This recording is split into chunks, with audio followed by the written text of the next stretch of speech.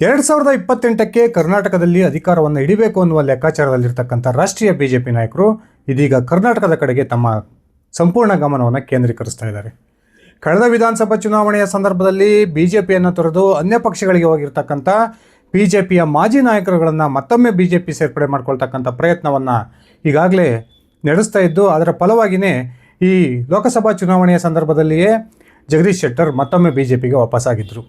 ಇನ್ನೊಂದು ಕಡೆ ಕಳೆದ ವಿಧಾನಸಭಾ ಚುನಾವಣೆಯಲ್ಲಿ ಬಿಜೆಪಿಯ ಬಹುದೊಡ್ಡ ಸೋಲಿಗೆ ಕಾರಣ ಆಗಿದ್ದು ಉತ್ತರ ಕರ್ನಾಟಕ ಭಾಗದ ಲಿಂಗಾಯತ ಮತಗಳು ಕಾಂಗ್ರೆಸ್ನ ಕಡೆ ಒಂದು ಚಲಾವಣೆಯಾಗಿದ್ದು, ಇದೀಗ ಉತ್ತರ ಕರ್ನಾಟಕ ಭಾಗದಲ್ಲಿ ಬಿಜೆಪಿಯನ್ನು ಬಲಗೊಳಿಸಬೇಕು, ಆ ಮೂಲಕ ಕಳೆದ ವಿಧಾನಸಭಾ ಚುನಾವಣೆಯ ಸಂದರ್ಭದಲ್ಲಿ ಬಿಜೆಪಿಯನ್ನು ತೊರೆದು ಕಾಂಗ್ರೆಸ್ ಹಾಗೂ ಇತರ ಪಕ್ಷಗಳಿಗೆ ಸೇರ್ಪಡೆಯಾಗಿದ್ದಂತಹ ನಾಯಕರನ್ನು ಮತ್ತೆ ಬಿಜೆಪಿಗೆ ಮರು ಸೇರ್ಪಡೆ ಮಾಡಿಕೊಳ್ಬೇಕು ಅನ್ನುವ ಪ್ರಯತ್ನವನ್ನು ಇದೀಗ ಬಿಜೆಪಿ ನಾಯಕರು ನಡೆಸ್ತಾ ಇದ್ದು, ಇದೀಗ ಬಿಜೆಪಿಯ ರಾಷ್ಟ್ರೀಯ ಸಂಘಟನಾ ಪ್ರಧಾನ ಕಾರ್ಯದರ್ಶಿ BL ಸಂತೋಷ್ ಹಾಗೂ BY ವಿಜಯೇಂದ್ರ, ಬಿಜೆಪಿಯ ರಾಜ್ಯಾಧ್ಯಕ್ಷ ವಿಜಯೇಂದ್ರ ಅವರು ನಡೆಸಿರ್ತಕ್ಕಂಥ ಒಂದು ಜಂಟಿ ಕಾರ್ಯಾಚರಣೆ ಬಹುದೊಡ್ಡ ಯಶಸ್ಸನ್ನು ಕೊಟ್ಟಿದೆ.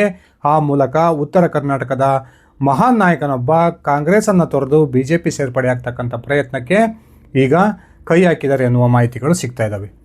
ಬನ್ನಿ ಸ್ನೇಹಿತರೆ, ಹಾಗಾದರೆ ನಿಜಕ್ಕೂ ಕೂಡ ಯಾವ ಒಬ್ಬ ನಾಯಕ ಬಿಜೆಪಿಯನ್ನು ಸೇರ್ಪಡೆ ಆಗ್ತಾರೆ, ಈ ಒಬ್ಬ ನಾಯಕನ ಸೇರ್ಪಡೆಗೆ BL ಸಂತೋಷ್ ಮತ್ತು ವಿಜಯೇಂದ್ರ ಮಾಡಿರ್ತಕ್ಕಂಥ ಪ್ರಯತ್ನಗಳನ್ನು ನಾನು ವಿವರಿಸ್ತಾ ಹೋಗ್ತೀನಿ. ಅದಕ್ಕಿಂತ ಮುಂಚೆ ನೀವು ನನ್ನ ಇಟ್ಕೆ ಎಮ್ ಅಂತ ಯೂಟ್ಯೂಬ್ ಚಾನಲ್ಗೆ ಸಬ್ಸ್ಕ್ರೈಬ್ ಮಾಡ್ಕೊಂಡಿಲ್ಲ ಅಂದರೆ ದಯವಿಟ್ಟು ಸಬ್ಸ್ಕ್ರೈಬ್ ಮಾಡಿಕೊಂಡು ಬೆಲ್ ಬಟನ್ನ ಕ್ಲಿಕ್ ಮಾಡಿ. ನಾನು ಕೊಡ್ತಕ್ಕಂಥ ಮಾಹಿತಿ ನಿಮ್ಗೆ ಇಷ್ಟ ಆಗಿದ್ದರೆ ಈ ವಿಡಿಯೋಗೆ ಲೈಕ್ ಮಾಡಿ, ಶೇರ್ ಮಾಡಿ, ಕಮೆಂಟ್ ಮಾಡಿ. ಸ್ನೇಹಿತರೆ, ಬೆಂಗಳೂರು ನಗರ ಜಿಲ್ಲೆಯನ್ನು ಹೊರತುಪಡಿಸಿ ಅತ್ಯಂತ ಹೆಚ್ಚು ವಿಧಾನಸಭಾ ಕ್ಷೇತ್ರಗಳನ್ನು ಹೊಂದಿರತಕ್ಕಂಥ ಜಿಲ್ಲೆ ಬೆಳಗಾವಿ. ಕಳೆದ ವಿಧಾನಸಭಾ ಚುನಾವಣೆಯಲ್ಲಿ ಬೆಳಗಾವಿ ಜಿಲ್ಲೆಯ 18 ವಿಧಾನಸಭಾ ಕ್ಷೇತ್ರಗಳ ಪೈಕಿ 10ಕ್ಕೂ ಹೆಚ್ಚು ವಿಧಾನಸಭಾ ಕ್ಷೇತ್ರಗಳಲ್ಲಿ ಗೆಲುವನ್ನು ಕಾಣೋದ್ರ ಮೂಲಕ ಕಾಂಗ್ರೆಸ್ ಅಭೂತಪೂರ್ವಕ ಒಂದು ವಿಜಯವನ್ನು ಸಾಧಿಸಿತ್ತು.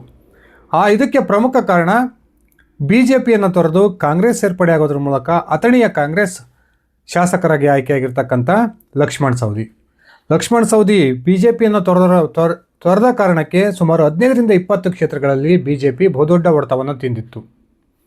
ಆ ಕಾರಣಕ್ಕೆ ಲಕ್ಷ್ಮಣ್ ಸವದಿ ಅವರನ್ನು ಮತ್ತೊಮ್ಮೆ ಬಿಜೆಪಿಗೆ ಸೇರ್ಪಡೆ ಮಾಡಿಕೊಳ್ಬೇಕು ಅನ್ನುವ ಪ್ರಯತ್ನ ನಿರಂತರವಾಗಿ ಕಳೆದ ವಿಧಾನಸಭಾ ಚುನಾವಣೆ ಮುಗಿದ ನಂತರದಿಂದ ನಡೀತಾನೆ ಬಂದಿದೆ. ಬಹುತೇಕ ಲಕ್ಷ್ಮಣ್ ಸವದಿ ಲೋಕಸಭಾ ಚುನಾವಣೆಯ ಸಂದರ್ಭದಲ್ಲಿಯೇ ಬಿಜೆಪಿ ಸೇರ್ಪಡೆ ಆಗ್ತಾರೆ.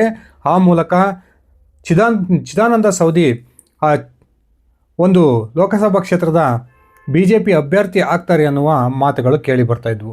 ಆದರೆ ಕೊನೆಗೂ ಕೂಡ ಅಣ್ಣಾ ಸಾಹೇಬ್ ಜೊಲ್ಲೆ ಅವರಿಗೆ ಚಿಕ್ಕೋಡಿ ಲೋಕಸಭಾ ಕ್ಷೇತ್ರದ ಟಿಕೆಟನ್ನು ಬಿಜೆಪಿ ಘೋಷಣೆ ಮಾಡ್ತು.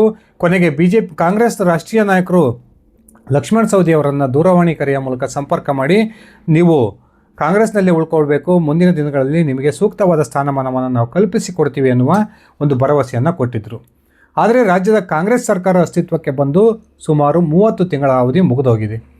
ಇಂತಹ ಸಂದರ್ಭದಲ್ಲೂ ಕೂಡ ಕಳೆದ 2019ರ ನಂತರ ರಾಜ್ಯದಲ್ಲಿ ಅಧಿಕಾರಕ್ಕೆ ಬಂದಿದ್ದಂತಹ ಬಿಜೆಪಿ ನೇತೃತ್ವದ ಸರ್ಕಾರದಲ್ಲಿ ಉಪಮುಖ್ಯಮಂತ್ರಿಯಾಗಿ ಕಾರ್ಯನಿರ್ವಹಿಸಿರ್ತಕ್ಕಂಥ ಲಕ್ಷ್ಮಣ್ ಸವದಿ ಅವರಿಗೆ ಕಾಂಗ್ರೆಸ್ಸಿಗೆ ಸೇರ್ಪಡೆ ಮಾಡ್ಕೊಳ್ತಕ್ಕಂಥ ಸಂದರ್ಭದಲ್ಲಿ ರಾಜ್ಯ ಹಾಗೂ ರಾಷ್ಟ್ರೀಯ ನಾಯಕರು ಯಾವೆಲ್ಲ ಭರವಸೆಗಳನ್ನು ಕೊಟ್ಟಿದ್ರೋ ಆ ಯಾವೊಂದು ಭರವಸೆಗಳನ್ನು ಕೂಡ ಈಡೇರಿಸದೇ ಇರತಕ್ಕಂಥದ್ದು ಲಕ್ಷ್ಮಣ್ ಸವದಿ ಅವರ ಅಭಿಮಾನಿಗಳಿಗೆ ತೀವ್ರ ನಿರಾಸೆಯನ್ನು ತಂದಿತ್ತು.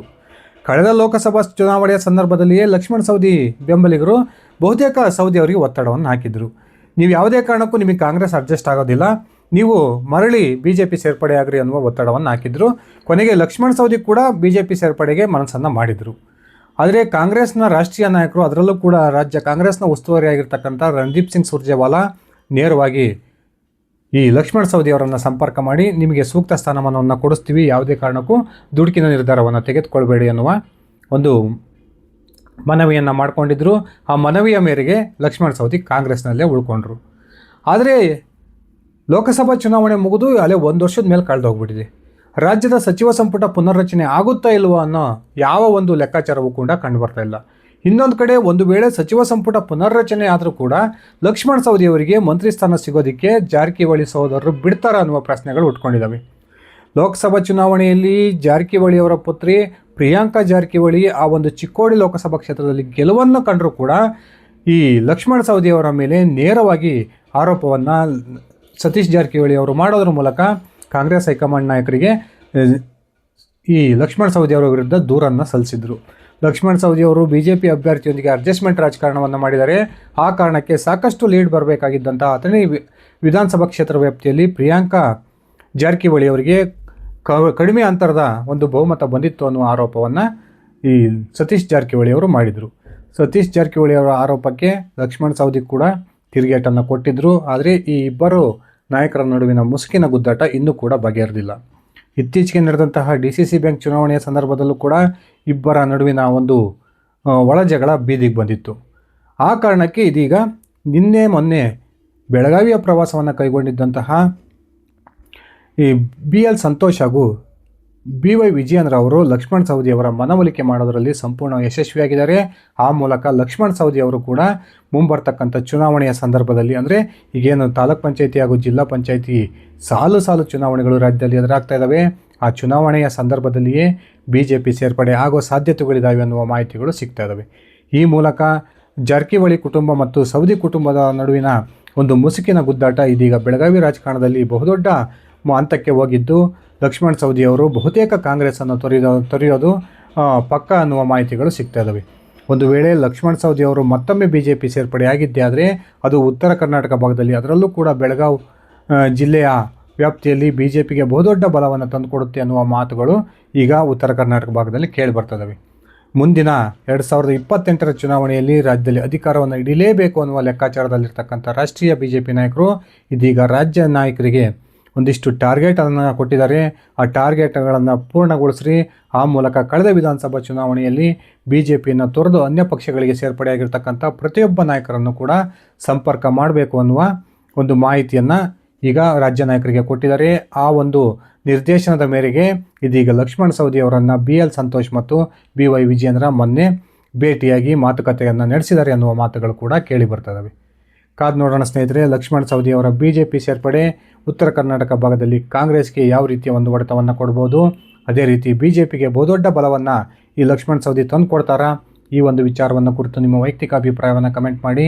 ಇದಿಷ್ಟಾಗಿತ್ತು ನನ್ನ ಇವತ್ತಿನ ಈ ವಿಡಿಯೋ. ನಾನು ಕೊಟ್ಟಿರ್ತಕ್ಕಂಥ ಮಾಹಿತಿ ನಿಮ್ಗೆ ಇಷ್ಟ ಆಗಿದ್ದರೆ ಈ ವಿಡಿಯೋಗೆ ಲೈಕ್ ಮಾಡಿ, ಶೇರ್ ಮಾಡಿ, ಕಮೆಂಟ್ ಮಾಡಿ. ಧನ್ಯವಾದಗಳು ಸ್ನೇಹಿತರೆ. ಶುಭ ದಿನ.